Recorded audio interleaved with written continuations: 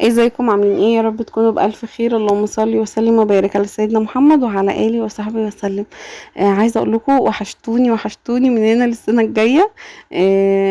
حاسه ان انا بقيت بغيب سيكه كده عنكم شويه، بس اللي هو ايه، آه يعني زي ما انتم ما كنتوا عارفين الفترة اللي فاتت، فقلت كفاية بقى كده، نرجع بقى لحياتنا الطبيعية شوية.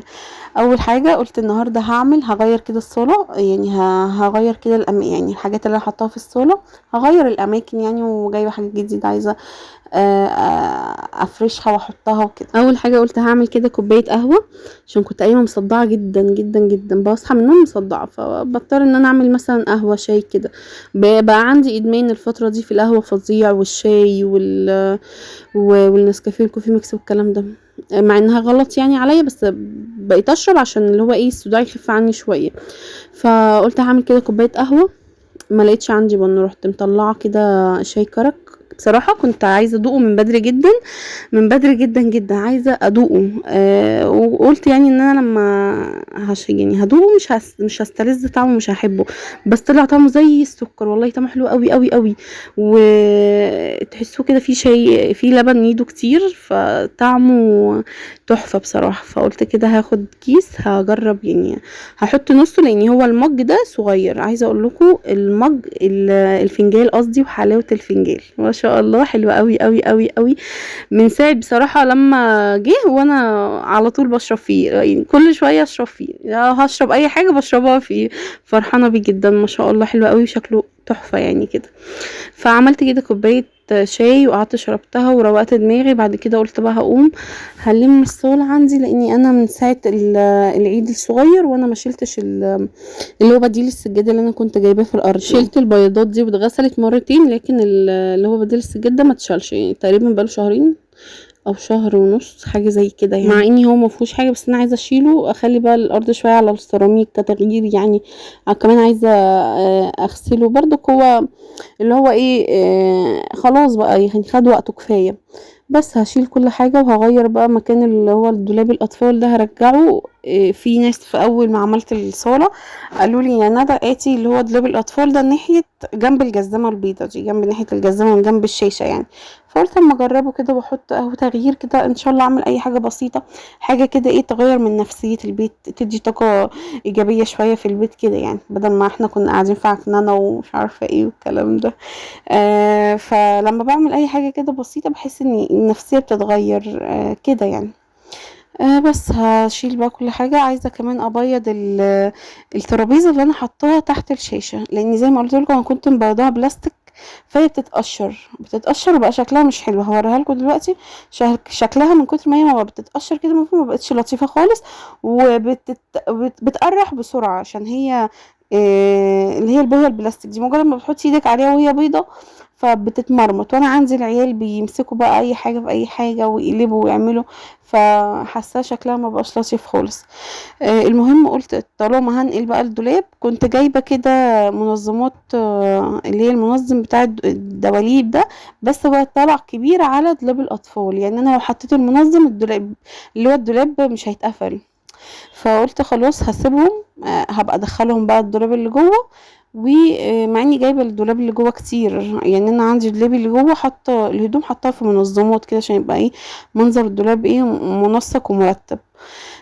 ف اللهم صل على النبي. فقلت هدخل برضو دول في الدولاب اللي جوه، وهنا برضو لما انزل بقى تاني ان شاء الله هبقى ايه اجيب، مع اني فاكره والله ان انا اجيب منظمات للدولاب بتاع الاطفال، لان هم هدومهم صغنطوطه يعني، فبتتكركب بسرعه ما بتطبقش، بتطبق وملهاش عدله كده يعني. فقلت ابقى اجيب لها بقى ايه منظم على قدها.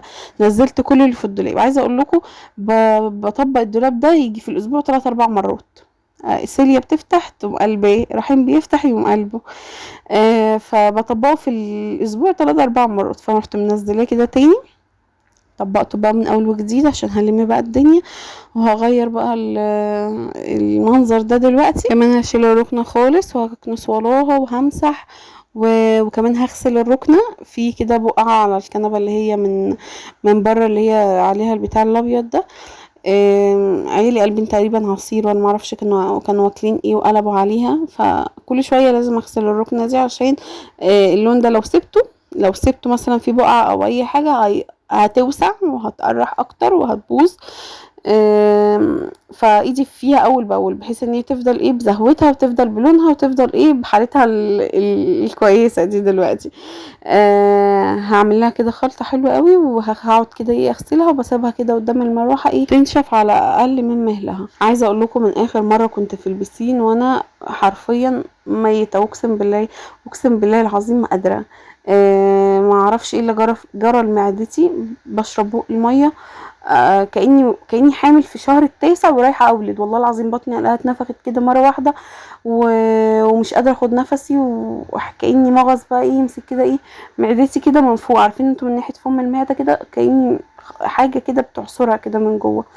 رحت كشفت عند الدكتور اسمه فرحات، محمد فرحات ولا حاجة زي كده يعني، عندنا في خفاجة، بيقولوا الدكتور ده شاطر. رحت مع اخت محمد، رحت كشفت، قال لي هتعملي تحليل ميكروب حلزوني وطلب صورة دم. رحت عملتهم بس لسه النتيجة ما طلعتش. قال لي لو ما فيش ميكروب حلزوني هتضطري ان انت تعملي منظار في المعدة، يعني اعمل منظار للمعدة جوه عشان نشوف فيه ايه، لاني عملت اشعة وقال لي الاشعة ما فيهاش حاجة قبل كده. موضوع المعدة بتاعتي ده بشتكي منه من بدري قوي، بس اللي هو زاد عليا لما تعبت ساعة لما رحت البسين وكده. معرفش خدت عدوى ولا عملت ايه اللي حصل لي ما تعرفوش، لكن انا خايفة لما يكونش عندي ميكروب حلزوني ويضطر ان انا اعمل منظار. انا خايفة جدا من موضوع المنظار ده. لو حد منكم عمله قبل كده يقول لي يعني هو بيتعمل ازاي، بيعملوا ايه، بيبقى مثلا جراحة ولا بيحطوا حاجة من بقكم يعني. تقريبا اللي انا اسمعه اللي هو بيحطوا كده زي شريط او حاجة كده من البق بتنزل في المعدة بتكشف بقى اللي جوه، مش عارفة يعني. فلو حد عمله يعرفني هو سهل ولا صعب ولا ايه. آه لاني قلقانه الموضوع قلقني وخايفه بصراحه ان انا اعمله، بفكر ان انا ما اروحش للدكتور تاني اصلا، بس انا الوجع مش مستحملاه. وفكره ان انا اكل ومفيش اكل يقعد في بطني وتعب زي كده مش مستحمله بصراحه خالص. وانا عندي عيال فعايزه صحتي تبقى في احسن حال عشان اقدر برضو اشوف عيالي واشوف بيتي واشوف دنيتي. عايزه اقول لكم والله العظيم الفتره اللي فاتت كنت مهمله في كل حاجه، والله العظيم من كتر التعب معدتي مهمله في كل حاجه، واوحش حاجه في الدنيا تعب المعده ده فظيع. فقولوا لي نقطة المنظار دي ايه يعني؟ عمالة اقول لو طلع في التحليل مثلا في ميكروب حلزوني ومش عارفة ايه كده بقى خلاص كده مش مفيش منظار ومش هعمل حاجة ان شاء الله يعني ما يطلعش فيه حاجة. بس يعني اللي هو الميكروب الحلزوني ده برضو علاجه مش سهل وهو تقيل وعلاجه رخم شوية وبيطول وكده. ففي تلك الحالتين هبقى تعبانه، بس انا اللي هو ايه مش عايزه اعمل منظار لاني بخاف. في ناس بيقولوا لي بيفتحوا كده جرح صغير وبيدخلوا فيه من البطن مثلا وبيدخلوا مش عارفه ايه عشان يشوفوا، فانا بصراحه بخاف من الحاجات دي قوي. ف يلا بقى الله المستعان، انتوا عرفوني يعني لو حد شاف حد بيعمل المنظار قبل كده وبيبقى سهل ولا صعب وبتتعبوا بعده ولا لا او كده يعني. فان شاء الله يعني ما يطلبوش مني، بس هو قال لي يعني ممكن 100% ان انتي تعمليه. فهنشوف بقى الدنيا يوم الاثنين الجاي ان شاء الله على خير. المهم كده انا خلصت الصوره. عايزه اقول لكم انا عملت الركنه. خلطه تنظيف الركنه دي سهله جدا وحلوه جدا وبتنضف جدا جدا. حتى لو هتمسكي مش لازم تجيبي غطا حله زي ما انا عملت بالفوطه، لا لو عارفين انتوا اللي هو السفنجه، هاتي سفنجه عادي وبلي وحطيها في الخلطه دي واغسلي بيها تبقى زي الفل. انا ساعات بعمل كده بس عشان الفوطه بتسهل عليا اكتر. وانا كمان الركنه بتاعتي ما كانتش اوفر قوي، ما كانتش مقرحه قوي، بس اللي هو كان فيها ايه بقعتين كده متركزين في حته واحده مش كلها. المهم جبت ميه مغليه، مش ميه مغليه قوي، ميه ان انت تقدري تحطي ايدك فيها، وحطيت فيها اللي هو ايه كلوريكس البودره ده. عايزه اقول لكم فظيع ده، شايلين منه الكلور يعني بعمل بيه حاجتي وانا مطمنه، وحلو جدا بيشيل البقع وبينضف كويس جدا كمان. بجيب منه اكياس ده وبحطه كمان في الرابسو بتاع الغسيل اللي بغسل بيه الهدوم. المهم حطيت كيس حطيت عليه كوبايه الا ربع من الخل وكوبايه اللي هو معطر الغسيل، اي نوع معطر غسيل عندك بحط منه برضو كوبايه الا ربع. وبعد كده بحط اي معطر بقى عندي غير معطر الغسيل. انا ساعات بحط اللي هو بتاع الارضيات بتاع فريدة، وساعات بحط اللي هو بتاع اللي هو اللي انا برشه في الجو يعني اي نوع فريدة بالتوت بالبلاك بيري باي حاجة. بس وبقلب كده وببتدي ان انا استخدمه بقى على الركنة، على الانتريه، على الكراسي السفرة، على الكابوتوني بتاع السرير. فظيع اقسم بالله، والريحة بقى تحفة. على طول باستخدم الوصفة دي في اي حاجة بنضف بيها. وبعد ما بخلص بقى التنظيف مثلا اللي هو الحاجات الركنة والكراسي والكلام ده، بمسح بيه الارض عادي، بغسل بيه الارض عادي، بيبقى ريحته فظيعة، بتقعد اليوم كله الريحة ثابتة في الشقة عندي. بس خلصت كده الركنة وغسلتها ونضفتها، وبعد كده شلت بقى الكراسي السفرة ومسحتها بردك ومش عارفة ايه، وظبطت الدنيا. وكمان مسحت وسيقت وشلت وحطيت. اليوم ده بصراحة خدته كده من اوله لاخره، نزلت رحيم الحضانة وقلت اعيش حياتي انا بقى. الاربع ساعات اللي رايحين كده فيهم في الحضانة، اختي الشروق كانت عندي كمان جاتلي عشان تساعدني، مع انها هي كمان تعبانه، بس هي الحمد لله يعني راقت. راقت عن الاول بكتير. انا بس معدتي هي اللي لسه معايا شويه. بس جات لي ساعدتني، عملت معايا حاجات كتير برضك، وباتت معايا اليوم ده، وسهرنا وعملنا سهرة كده حلوة ومش عارفة ايه وكده. بيبقى يوم حلو بصراحة لما البت الشروق بتيجي البيت عندي، ببقى كده فرحانة، وببقى عايزة كده ايه، اعمل لها كذا حاجة، اعمل لها حاجات هي بتحبها، اكلات هي بتحبها.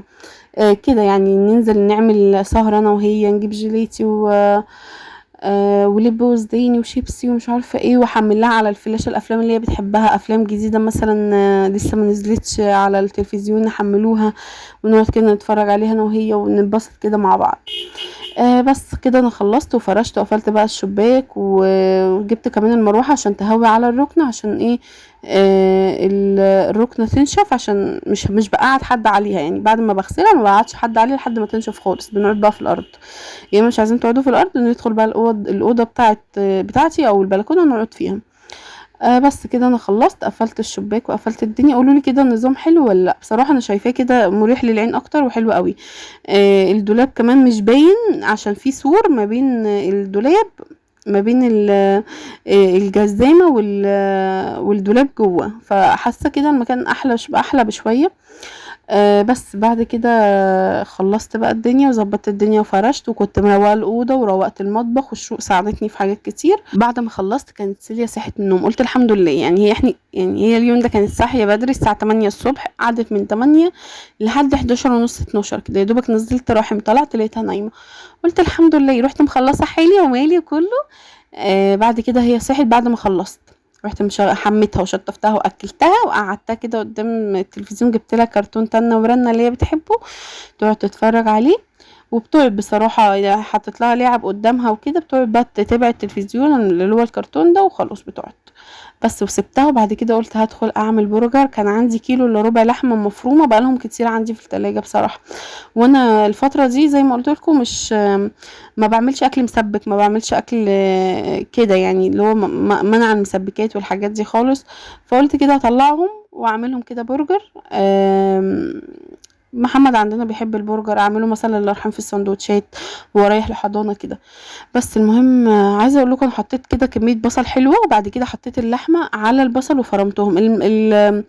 اسمها ايه دي، الكبه وقفت مني، ما اعرفش ليه، كنت زعلانه قوي واقسم بالله زعلت قوي عليها، وقلت دي اتحرقت مني ومش عارفه ايه وكده. فماما قالت لي افصليها من الكهرباء وسيبيها تهدى خالص، وجربيها كده على بالليل شوفي دنيتها ايه، سيبي بس الموتور يهدى بتاعها شويه وشوفي دنيتها ايه. عايزه اقول لكم يعني غسلتها ونشفتها وسبتها كده على الرخامه، قلت بقى اشوفها ايه بالليل هتشتغل ولا لا. لو ما اشتغلتش يبقى ايه، ربنا يعوض عليا ايه بواحده غيرها ان شاء الله. لقيتها الحمد لله اشتغلت، فرحت جدا ان هي اشتغلت، قلت الحمد لله يعني، عشان هي كانت غاليه تقريبا، كانت ب1000 وشويه. 1000 وشوية، فكنت زعلانة عليها جدا. فلقيتها لما هدت اشتغلت، قلت الحمد لله. المهم فرمت كده البصل مع اللحمة، وبعد كده حطيت لهم كده البهارات. ما لقيتش بصراحة بهارات برجر عند العطار، رحت جايبة بهارات اللحمة المفرومة حطيتها، وحطيت معاها كاتشب وفلفل اسود وملح وتوم بودرة وبصل بودرة. بس انا ما صورتش التوم والبصل لما بيتحطوا، ما اعرفش ليه. بس وبعد كده خلصت كده العجينه، عجنتهم كويس جدا، وكده العجينه خلصت. عايزه اقول لكم البنك بس البرجر ده حلو جدا جدا جدا جدا. وبينجز كمان عن المكبس اللي هو الفرداني اللي بيعمل واحده دي. وجبت كمان كيس اللي هي اكياس التلاجة دي، فتحتها من الجنب ومن تحت، خليتها كده ايه يعني زي حته واحده بس. وبقى احط كده الكيس، بعد كده بحط قطعه البرجر بتاعتي، وبعد كده بتني عليهم الكيس واحط كده ايه المكبس واكبس بس وخلاص. عايزه اقول لكم البرجر ده طعمه تحفه. انا بحب اعمل بصراحه البرجر في البيت. البرجر اللي انا بشتريه من بره بيبقى رقيق قوي وخفيف وما بيبقاش فيه لحم وساعات بيكش، انما ده لحمه مفرومه انا بجيبها طبيعيه. اللي هو مش طبيعيه ببقى عارفه مين اللي عاملها لاني اخو محمد هو اللي بيعملها، فببقى ضامنه هي جايه منين ومعموله ازاي. اجيب بقى بجيبها مثلا وانا بعمل البرجر عندي في البيت، ببقى ضامنه كمان انا حاطه ايه وعامله ايه وكده بس. وبحبه بصراحه من ايدي اكتر من ما اشتريه من بره يعني. المهم الكيلو الا ربع عملوا معايا 8 وحدات بس، ما شاء الله الواحده بصوا علوها قد ايه كبيره يعني. الواحده بس يعني الواحده بس تلكم. بس عملت كده 8 هحطهم بقى في اطباق فل واحطهم في الفريزر، والحمد لله على كده وخلاص. وده كان فيديو النهارده، ويا رب الفيديو يكون عجبكم ويكون خفيف عليكم. انا عارفه ان انا لكيت كتير قوي، الفيديو تقريبا 16 دقيقه فلك كتير قوي. بس انتوا عشان وحشتوني. ادعوا لي بالله عليكم دعوه حلوه، لان الفتره دي مش احسن حاجه بالنسبه لي والله، بقى لي فتره كبيره على كده مش مش في احسن حالاتي. بس ان شاء الله كل حاجه هتتعوض، وانا واثقه في ربنا الحمد لله، وان شاء الله مش هيجيب لي اي حاجه وحشه، والدنيا بكره تبقى زي الفل ان شاء الله. بس ده كان فيديو النهارده، ويا رب الفيديو يكون عجبكم ويكون خفيف عليكم. وان شاء الله اشوفكم فيديوهات تانية كتير. عايزه اقول لكم هرجع واصور معاكم واعمل معاكم واشارك معاكم كده. عايزه اوقف القناه تاني على رجليها لان القناه بتاعتي واقعه خالص. والله وانا مش هاممني قد ما هاممني صحتي الفتره دي اكتر. فان شاء الله كده نرجع كده مع بعض ونصور ونعمل كده افكار مع بعض حلوه. بس ايه قدام شوية يعني، اشوف بس موضوع المنظار اللي الدكتور قال لي عليه ده. ونشوف الدنيا فيها ايه بإذن الله.